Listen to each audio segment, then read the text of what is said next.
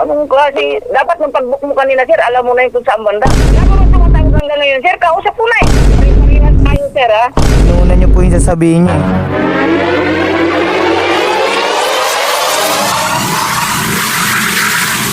Tara pa alam pa. J-Lord. Yun, shoutout kay Pops J-Lord.